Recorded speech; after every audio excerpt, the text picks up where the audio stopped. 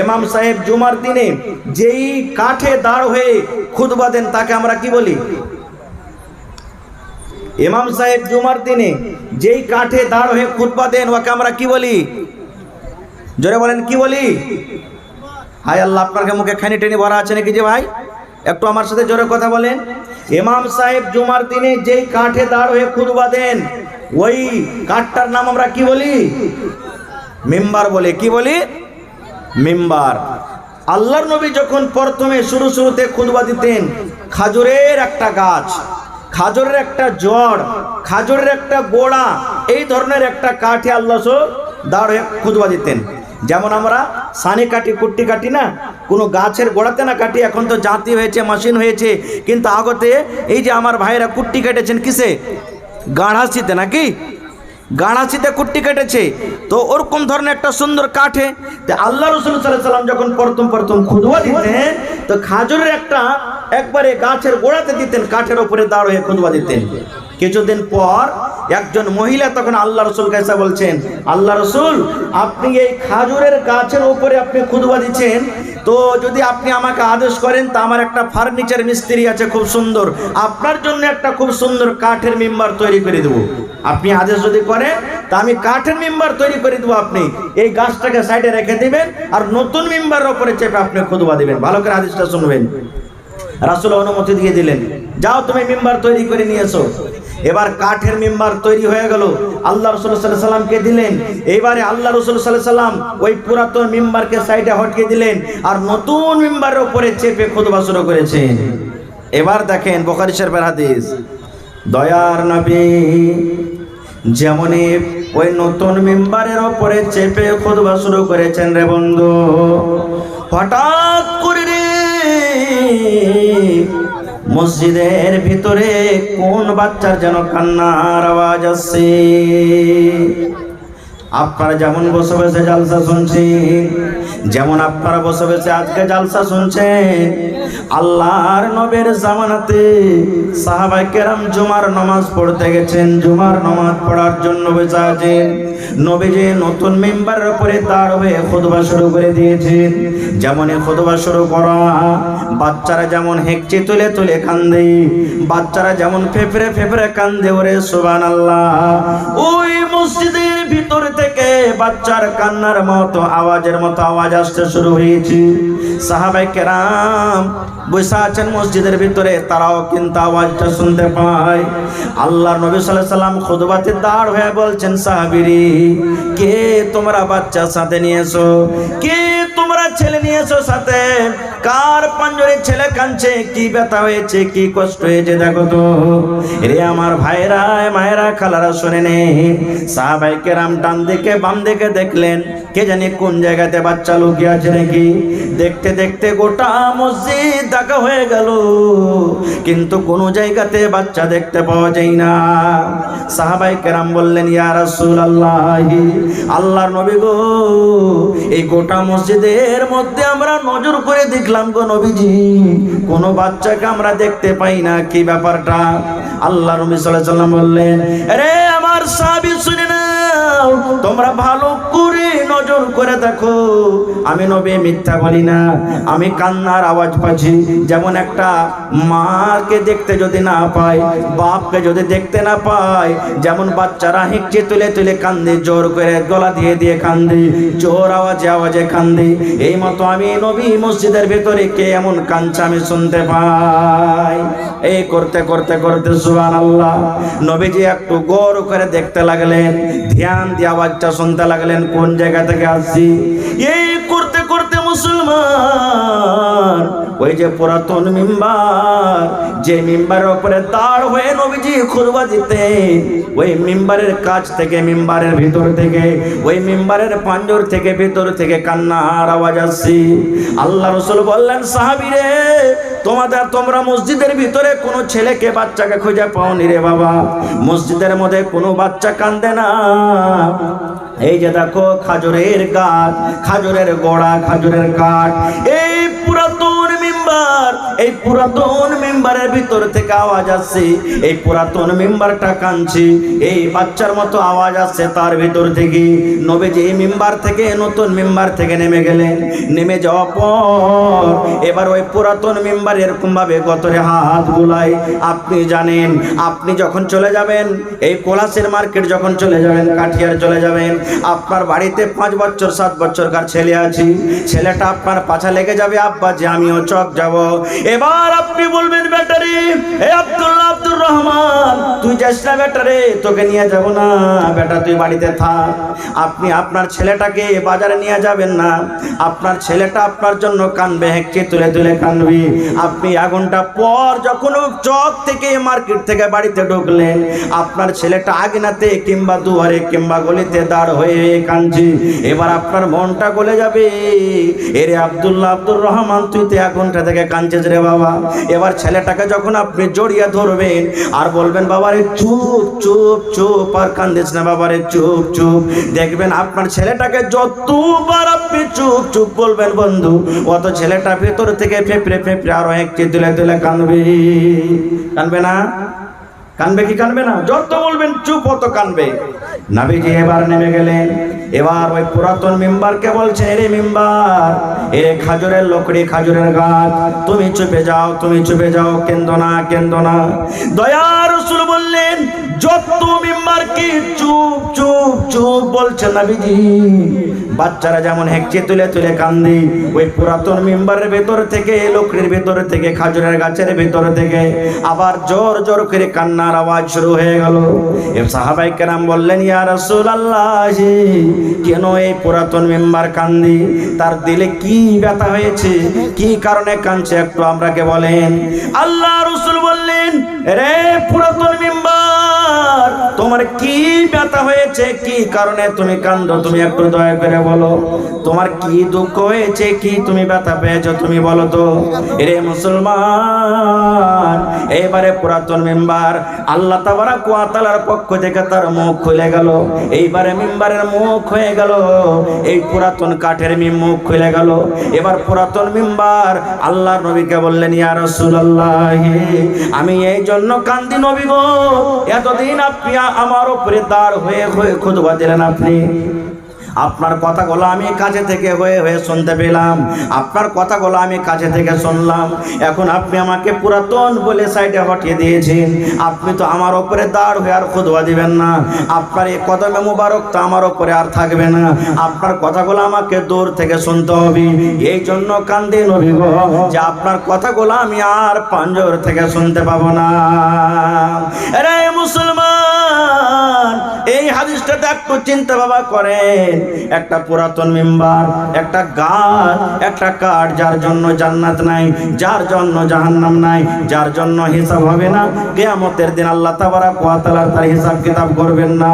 ওই কাঠ, ওই খাজুরের লোকড়ি যদি নবীর জন্য পাগল হয়ে থাকি, নবীর কথা শোনার জন্য পাগল হয়ে থাকি, নবীর কথা শুনতে পাই না বলে যদি তার ভেতর থেকে কান্নার আওয়াজ আসে, হায় রে আল্লাহ, আমরা মানুষ, আমাদের কিয়ামতের দিন হিসাব হবে, আমাদের জন্য জাহান্নাম জান্নাত আছে। মুসলমান বলেন, আজকে আমরাকে নবীর জন্য কতটুকু পাগল হওয়া দরকার, আজকে নবীর সাথে কতটুকু মহব্বত করা দরকার, আজকে নবীর সাথে কতটুকু ভালোবাসা দেখা দরকার। কিন্তু হায় রে আফসোস, আজকে আমরা মুসলমান মনে করছি যে আমরা শেষ নবীর উম্মত, জান্নাত যাব। কিন্তু ভাই জেনে রাখেন, আল্লাহ তাবারক ওয়া তাআলা এমনি সহজে জান্নাত দিবেন না। জান্নাত পেতে গেলে নবীর সাথে ভালোবাসা দেখাইতে হবে, তাহলে আল্লাহ তাবারক ওয়া তাআলা কিয়ামতের দিন জান্নাত দিবেন। কেমন ভালোবাসা করতে হবে? 1-2টা হাদিসের কথা আপনাদের সামনে আমি বলি। কেমন ভালোবাসা দেখাইতে হবে, কিভাবে ভালোবাসা করতে হবে, সুবহানাল্লাহ। আপনারা জানেন, শুনেছেন, না শুনে থাকলে শুনেন, ভালোবাসা কি জিনিস, সাহাবায়ে কেরাম নবীর সাথে কিভাবে ভালোবাসা করতেন। আল্লাহ রাসূল সাল্লাল্লাহু আলাইহি সাল্লাম আপনারা জানেন, শুনেছেন যে আল্লাহ নবী সাল্লাল্লাহু আলাইহি সাল্লাম কে মারার জন্য, মুসলমানকে শেষ করার জন্য মক্কার বেঈমান মুশরিকরা নবীর চতুর্দিক থেকে বাড়িকে ঘেরাও করেছিলেন। আপনারা জানেন, আমি গোটা ঘটনার দিকে যাব না, বা শর্ট 1-2টা কথা বলবো। মক্কার বড় বড় সরদার, বড় বড় নেতা, বড় বড় খানদানের লোক, কাবিলার লোক, নবীর বাড়িকে ঘেরাও করে নিয়েছেন যে নবীকে আজকে রাখবো না কো। ওরা নিজের পার্লামেন্টে, নিজের বাড়িতে, নিজের ঘরে ওরা মিটিং করেছে যে আজকে মোহাম্মদকে শেষ করে দেবো, মোহাম্মদকে রাখতে হবে না কো। এবার আল্লাহ তাবারক ওয়া তাআলা জিবরিল ফেরেশতাকে ডাক দিয়ে বললেন, রে জিবরিল, আমার নবীকে শেষ করে দিবা বলে, আমার নবীকে জীবন থেকে হারিয়ে দিবা বলে, আমার নবীকে শেষ করে দিব, দুনিয়া থেকে কতল করে দেব, দুনিয়া থেকে বিদায় করে দিব বলে মক্কার বেঈমান মুশরিকরা, মক্কার কাফেররা তারা মিটিং করেছে আমার নবীকে দুনিয়া থেকে হারিয়ে দিবে, কতল করে দিবে। জিবরিল যাও যাও যাও, আমি আল্লাহ তাবারক ওয়া তাআলা তোমাকে আদেশ করি, এই মেসেজটা, এই খবরটা তুমি আমার নবী মুহাম্মদকে তুমি জানিয়ে দাও। যাও তুমি বলে দাও আমার নবীকে যে মক্কার বেঈমান শয়তানেরা তোমাকে হত্যা করবে বলে তারা প্ল্যানিং করেছে, তুমি এই মক্কা ছেড়ে মদিনায় চলে যাও। সুবহানাল্লাহ, আল্লাহর আদেশ হয়ে গেল দিনের বেলা। আল্লাহর ফেরেশতা আদেশ করে দিলেন, ওই পৌঁছে দিলেন, খবর দিয়ে দিলেন দুপুরের টাইম। এইবারে নবীজি ওই টাইম, ওই সময়তে গরম রোদ না দেখে দৌড়াতে দৌড়াতে মুখটাকে ঢেকে নবীজি আবু বকরের বাড়ি চলে গেলেন। এবারে আবু বকর রাদিয়াল্লাহু তাআলা আনহু বাড়িতে বসে আছেন, আল্লাহ নবীর স্ত্রী মা আয়েশা রাদিয়াল্লাহু তাআলা আনহা বাড়িতে বসে আছেন, আল্লাহ নবীর শালি আসমা বাড়িতে বসে আছেন। এবার দূর থেকে তারা নবীকে কিন্তু দেখে নিয়েছেন যে নবীজি চলে আসছেন। এবার মা আয়েশা বলছেন তার আব্বাকে, আব্বাজি কি হয়েছে বেটি? এই দেখেন মোহাম্মদ আমাদের বাড়িতে আসছে, এই টাইমে সমাজে তো নবীজি কোনোদিন আমাদের বাড়িতে আসেননি, আজকে আসার কারণটা কি? সুবহানাল্লাহ। এই আমার মুসলমান ভাইয়েরা মায়েরা খালারা শুনে, দয়ার নবী মুখ খানাকা থেকে দুপুরের সময়তে হাঁটতে হাঁটতে হাঁটতে হাঁটতে আবু বকরের বাড়ি চলে গেলেন। বাড়িতে যাওয়ার অনুমতি চাইলেন, আবু বকর অনুমতি দিয়ে দিলেন। এবারে অনুমতি পর আল্লাহর নবী আবু বকরকে বলছেন, আবু বকর তোমাকে একটা লক করে কথা বলবো, তোমাকে একটা ছোট্ট করে কথা বলবো, তোমার আশেপাশে যত লোক আছে এখান থেকে তুমি হাঁকিয়ে দাও, তোমার আমার কাছে যেন অন্য কোনো মানুষ না থাকে। তোমাকে একটা কথা আমি বলবো আবু বকর, আবু বকর একটা কথা বলবো, তোমার আঞ্জর পাঞ্জরে যে কোনো লোক আছে তুমি বলে দাও যে তোমরা এখান থেকে চলে যাও। যখন এই কথাটা বলা, হযরত আবু বকর বললেন, আল্লাহর নবী গো, এই জায়গাতে অন্য কোনো মানুষ নাই, একজন আপনি হলেন নবী, আপনি আছেন, আর আমি হলাম আপনার বন্ধু আবু বকর, আমি আছি, আর এই যে আমার পেটি আয়েশা, আপনার স্ত্রী আয়েশা আছে, তারা ছাড়া কেউ নাই। দয়ার রাসূল এবার বলছেন, আবু বকর আফসোসের কথা, দিলে ব্যথা নিয়ে তোমার কাছে এসেছি বাবারে। বলছে কি নবী গো? বলছেন আবু বকর, এই জায়গাতে আমার জন্ম, এই জায়গাতে আমি জন্ম হয়েছি, এই জায়গাতে আমি লালন পালন হয়ে বড় হয়েছি। আজকে মক্কার বেঈমানেরা, আজকে মক্কার মুশরিকরা আমাকে মারবে বলে তারা প্ল্যানিং করেছে। আবু বকর আল্লাহর আদেশ হয়েছে, আজকে আমাকে রাত্রির ভেতরে এই জায়গা ছেড়ে যেতে হবে। আল্লাহ রাব্বুল আলামিনের আদেশ হয়েছে, আবু বকর আজকে আমাকে এই রাতের বেলাতে মক্কা ছেড়ে মদিনায় চলে যেতে হবে। এইবার আবু বকর বলছেন, ইয়া রাসূলুল্লাহ, নবী গো, আপনাকে আমি একাই যেতে দেব না। কিভাবে আপনি একাই মদিনায় যাবেন? আপনার সাথে আমিও যাব। আল্লাহ রাসূল বললেন, হ্যাঁ আবু বকর চলো, তুমিও চলো, আমার সাথে তুমিও যাবি। রাতের বেলাতে এতখানি রাতে তুমি রেডি হয়ে যাও, তুমি আর আমি একাই চলে যাব, আমরা হিজরত করে মদিনায় চলে যাব। শেষ কথা রাসূল আলীকে ডাকলেন, আলী তুমি আমার বাড়ি এসো। আলীকে কথাটা জানিয়ে দিলেন যে আলী, আমি মক্কা ছেড়ে মদিনা চলে যাব এই বেঈমান মুশরিকের জ্বালাতে, তুমি একটা কাজ করিও বাবা, আমার বিছানাতে তুমি ঘুমিয়ে যাও। রাসূল বলছেন, আলী তুমি আমার বিছানাতে ঘুমিয়ে যাও। আপনি বলেন তো, ধরেন যে আপনার একটা ভাই চোর আছে, একই এখানেতে থাকছেন, একই বাড়িতে থাকছেন, এবার পুলিশ এসেছে ধরতে, যদি আপনার চোর ভাইটা পালিয়ে যায়, তো যে ইনসান ভাইটা, ভালো ভাইটা, যার কোনো গুনাহ খাতা নেই, চোর ছাড়বে ওকে? চোর ছাড়বে যে ভাই? ছাড়বে না, ওকে ধরে নিয়ে যাবে। নবীজি আলীকে বলছেন, আলী আমি মক্কা থেকে মদিনা চলে যাব, তুমি আমার বিছানাতে থাকিও বাবা, আর আমি যে চাদর আমি গায়ে দিয়ে ঘুমাতাম সেই চাদর গায়ে দিয়ে তুমি ঘুমিয়ে যাও। সুবহানাল্লাহ। এ ভাই মুসলমান, এই বর্তমান যুগের যদি আমরা লোক হইতাম তাহলে কি বলতাম? না না, ওরে বাপরে, এইটা কাজ করতে পারবো না। আপনি খুব হুঁশিয়ার নাকি? আপনি ছেড়ে চলে যাবেন আর আপনার বিছানাতে আমি শুতে থাকবো, আর ভোরবেলাতে যখন আপনাকে না পাবো তো আমাকে যে কোচো কোচো করে কাটবে কাফেররা। না, এটা করতে পারবো না। আলী কি বললেন? রাসূল বললেন, আলী রে, তোমাকে আমি সাথে নিয়ে যেতাম, কিন্তু আলী শুনো, মক্কার বেঈমান শয়তান যারা আছে, মক্কার আরো যারা লোক আছে, আমাকে মারার জন্য তারা প্ল্যানিং করেছে। কিন্তু আলী শোনো রে, মক্কার অনেক লোক আমার কাছে কে টাকা জমা করে রেখেছি, কে আমাকে সোনা দিয়ে রেখেছি, কে আমাকে চাঁদি দিয়ে রেখেছি, অনেকগুলি টাকা পয়সা আমাকে দিয়ে রেখেছে। যদি আমি তোমাকে দিয়ে না যাই, আমি যদি নিয়ে চলে যাই, তাহলে তারা বলবে দেখো তোমাদের নবী কত বেঈমান শয়তান, দেখো ধোঁকাবাজি দিয়ে সমস্ত টাকাকে এখান থেকে ঠকে নিয়ে পালিয়ে গেছি। এই জন্য আলী রে, তুমি আমার বিছানাতে শুয়ে থাকো, আমি আল্লাহর কাছে দোয়া করছি, তোমার কিচ্ছু হবে না, মক্কার বেঈমান শয়তানরা তোমার কিচ্ছু করতে পারবে না। আলী, তুমি আমার চাদর গায়ে দিয়ে তুমি ঘুমিয়ে যাও। আরে মুসলমান, হযরত আলী রাদিয়াল্লাহু তাআলা আনহু বলেন, সুবহানাল্লাহ, ওই রাত্রে আমি এমন ভাবে ঘুমাইলাম, নবীর বাড়িতে এমন ভাবে আমি ঘুমাইলাম, আমার মনে হয় জীবনে এরকম ঘুম কোনোদিন আমি আলী ঘুমাইনি। এরকম আমি ঘুমাইলাম যে আমার মনে হয় আলী কোনোদিন আমি এরকম ঘুম ঘুমাইনি। শেষ কথা, লম্বা ঘটনা আছে, টাইম খুব শর্ট, বাস ওখান থেকে নবীজি বের হয়ে চলে গেলেন। কিভাবে বের হইলেন এখনো মধ্যে আমি কথা ছেড়ে দিলাম, আল্লাহ বাচ্চা রাখে, ইনশাল্লাহ আবার কোনোদিন বলবো। এবার যেতে যেতে যেতে যেতে সকাল হইতে লাগলো, বাড়ি থেকে চলে গেলেন, অনেক কথা আছে ভিতরে, ওদিকে আমি আর যাবো না, সময় লাগবে, এরকম বয়ান ধরতে গেলে 2-3 ঘন্টার সময় লাগবে, তাইলে বলে কিছু বুঝতে পারবেন আপনারা। এবার রাসূল চলে গেলেন, সকাল হয়ে গেল, মক্কার বেঈমান শয়তানরা দেখলে মুহাম্মদ বাড়িতে নাই, পালিয়ে গেছে। একবারে সমস্ত লোককে জমা করে দিয়ে এলান করে দিলেন যে মুহাম্মদ এবং আবু বকর দুজনকে জিন্দা কিংবা মৃত্যু যে ধরে নিয়ে আসতে পারবে 100টা উট তাকে ইনাম দেওয়া হবে, এলান করে দিলেন। এবার হযরত আবু বকর বলছেন, নবীজি এই তো ভোর হয়ে গেল, সূর্য উঠে গেল, এখন আর কিন্তু সাফার করা যাবে না, কোনো জায়গাতে আমরা লুকিয়ে যাই, চলেন। রে সুবহানাল্লাহ, দয়ার রাসূল বললেন, আবু বকর, এই সূর পাহাড় নামে একটা গর্ত আছে, একটা খাল আছে, পাহাড়ের উপরে একটা খাল আছে, আবু বকর চলো এই খালে আমরা লুকিয়ে যাই।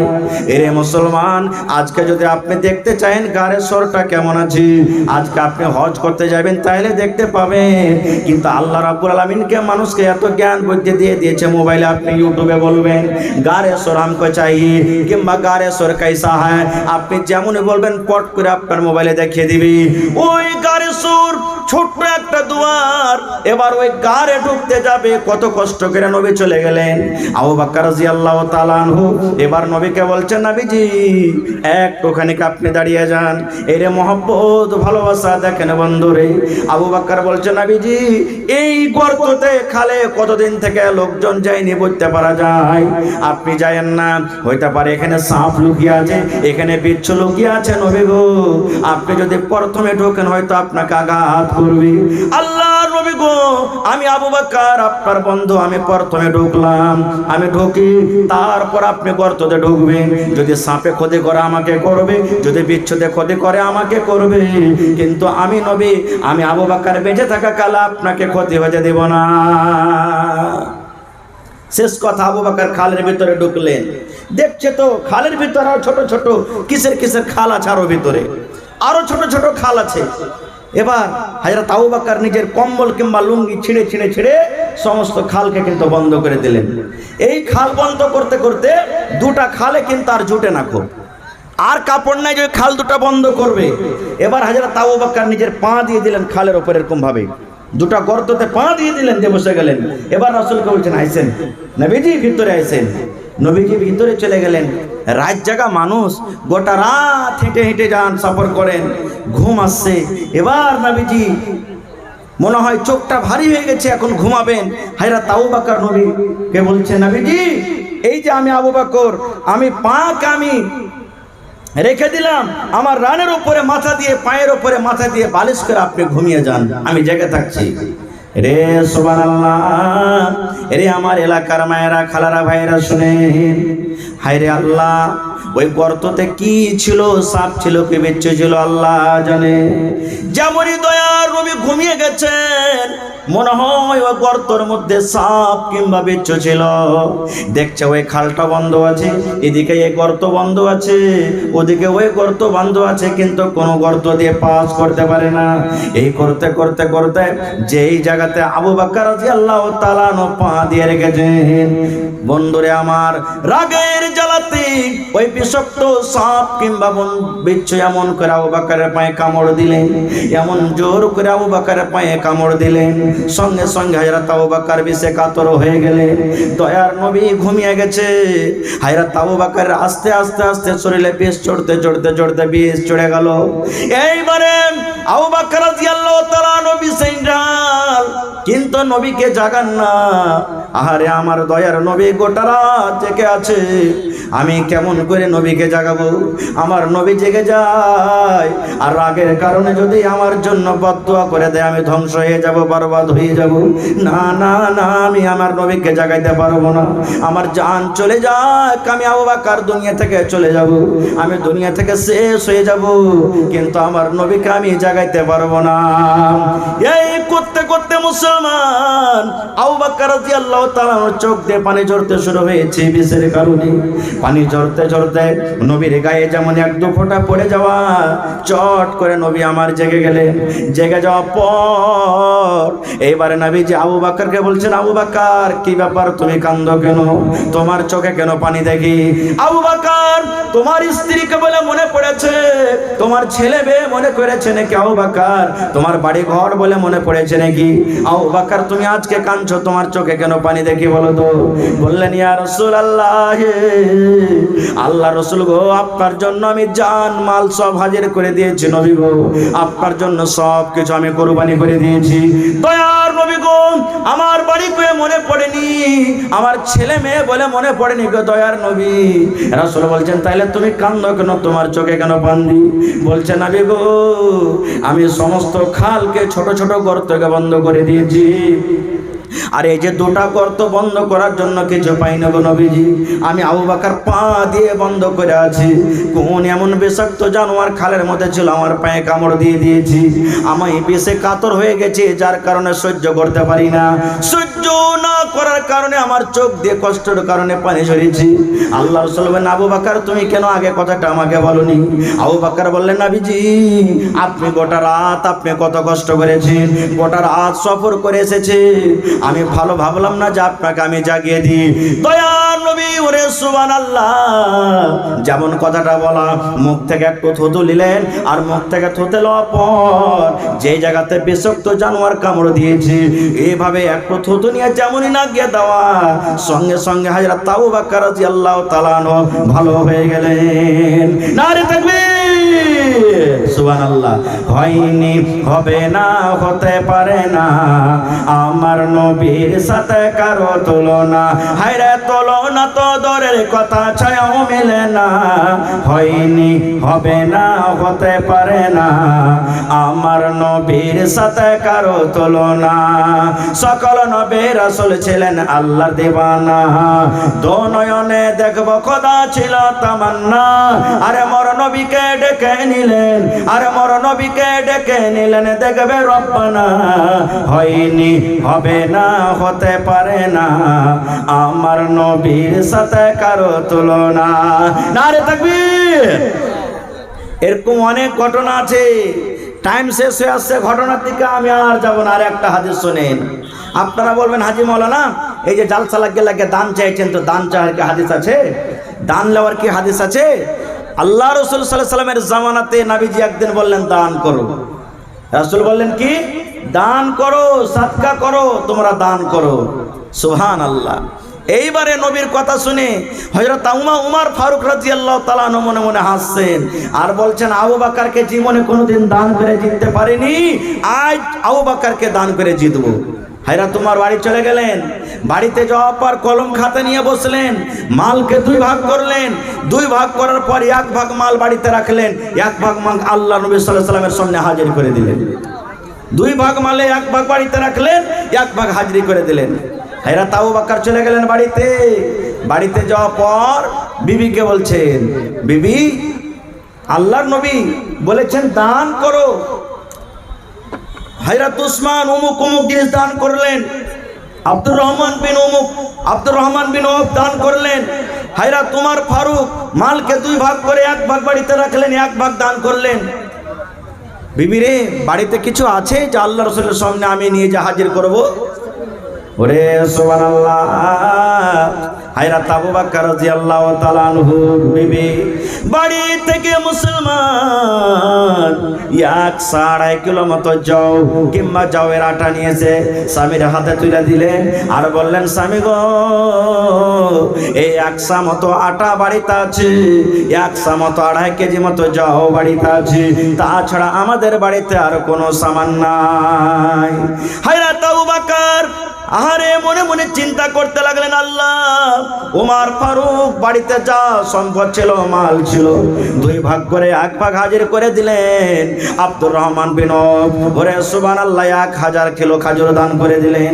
হযরত উসমান গানি 200 উট, 700 ঘোড়া, 29.5 কিলো চাঁদে 5.5 কিলো সোনা দান করে দিলেন। আর আমি আবু বকর সামান্য এই 2.5 কেজি মতো যাও কিংবা যাওয়ের আটা নিয়ে কেমন করে নবীর দরবারে যাব? না না, কাউকে জানতে দেব না যে আমি আবু বকর কত দান করেছি। হযরত আবু বকর রাদিয়াল্লাহু তাআলা আনহু ওই 100 আটা কিংবা যাওকে কম্বল দিয়ে চাদর দিয়ে বুকের সাথে ঢেকে দিলেন। আর ঢেকে নেওয়ার পর কাউকে জানালেন না, ঢেড়িতে ঢেলে দিলেন। এইবারে নবীজি হাজিরি শুরু করে দিলেন। আব্দুর রহমান, তুমি কি দান করেছো? নবীজি, আমি আব্দুর রহমান বিন আওফ অমুক দান করেছি। হযরত ওসমান, তুমি কি দান করেছো? হযরত ওসমান বললেন, নবীজি, আমি ওসমান অমুক জিনিস দান করেছি। হযরত উমর রাদিয়াল্লাহু তাআলা আনহুকে বললেন, উমর, তুমি কি দিয়েছো? হযরত উমর বললেন, নবীজি, আমি মালকে দুই ভাগ করে এক ভাগ মাল বাড়িতে রেখেছি, আর এক ভাগ মাল আপনার দরবারে আমি আপনার সামনে হাজির করে দিয়েছি। এইবারে নবী বলছেন, 10 মিনিট সময় লাগবে। এইবারে নবীজি বলছেন যে আবু বকর, তুমি কি দিয়েছো? সুবহানাল্লাহ। হযরত আবু বকর বলছেন, নবীজি, কি দিয়েছি এটা জিজ্ঞাসা না করে আমি বাড়িতে আমার ছেলে মেয়ের জন্য কি রেখেছি আর কি দিয়েছি এটা জিজ্ঞাসা করেন। নবীজি বললেন, আবু বকর, তুমি এখানে কি হাজির করেছো? তোমার ছেলে মেয়ের জন্য বাড়িতে কি রেখেছো বাবা, বলো তো? ওরে সুবহানাল্লাহ। হযরত আবু বকর রাদিয়াল্লাহু তাআলা আনহু বললেন, আল্লাহর নবী গো, আমি আবু বকর আপনার বন্ধু, আপনার সাথী, আমার বাড়িতে যা ছিল সব আপনার সামনে হাজির করে দিয়েছি। নবী বললেন, বাবারে, তোমার ছেলে মেয়ের জন্য বাড়িতে কি রেখেছো? বললেন, ইয়া রাসূলুল্লাহ, আমি আবু বকর আল্লাহ এবং আল্লাহ রাসূলকে বাড়িতে রেখেছি। আল্লাহ এবং আল্লাহ রাসূলকে বাড়িতে রেখে যা আমার বাড়িতে ছিল সব আমি আপনার সামনে হাজির করে দিয়েছি। হযরত উমর ফারুক দাঁড় হয়ে বললেন, ওরে সুবহানাল্লাহ, আজকে আমি আবু বকরকে দান করে জিততে পারলাম না। অর্ধেক আমি মাল দান করেছি। বাড়িতে আমার 10টা উট ছিল, 5টা দিয়েছি, 5টা বাড়িতে রেখেছি। 2 বিঘা জমিন ছিল, 1 বিঘা রেখেছি, 2 বিঘা রেখে বাড়িতে রেখেছি। আমার বাড়িতে 10টা বকরি ছিল, হয়তো আমি 5টা দিলাম, 5টা এখানে রাখলাম। আমি অর্ধেক দিয়েছি, অর্ধেক বাড়িতে রেখেছি। আমি 50-50 নেকি পেয়েছি, অর্ধেক হাফ নেকি পেয়েছি। কিন্তু আবু বকর আজকে বাড়িতে যা ছিল সমস্ত জিনিস আল্লাহ নবীর সামনে হাজির করে দিলেন। হযরত আবু বকর জিতে নিলেন। আজকে আল্লাহ আমি তাকে দান করে যেতে পারলাম না। সুবহানাল্লাহ। 10 মিনিট। তো ভাই আমার, মেহমান এসেছে কেউ, আপনারা তার কিছু শোনেন 2-4-5 মিনিট। তবে আমি একটা আবেদন দিয়ে যাই, আজকে হযরত উমর ফারুক কে হবেন, আজকে হযরত আবু বকর রাদিয়াল্লাহু তাআলা আনহুর জোড়া কে হবেন? দেখি জালসাতে কোন একটা লোক 1 লাখ টাকা দান করতে পারবেন, কোন একটা লোক 50,000 টাকা দান করতে পারবেন, এবং 20,000 টাকা কোনো একটা লোক দিতে পারবেন, এবং 10,000, 5,000, 10,000, 5,000 করে 10টা লোক। এবং মায়েরা খালারাকে বলবো, আপনারা তো দান দিয়ে পাঠালছেন, আজকে দেখি কোনো মা খালা আছেন, একটা বুকের দিতে পারবেন। কেউ কাঁসার থালি, কাঁসার বদনা, কেউ নাকের কানের পায়াল, দেখি কোন আল্লাহর বান্দি আছেন। এই যে 2-4-10 মিনিটের জন্য এখন মেহমান আসছে, তারপরে ইনশাআল্লাহ আপনাদের সামনে আমি আসছি।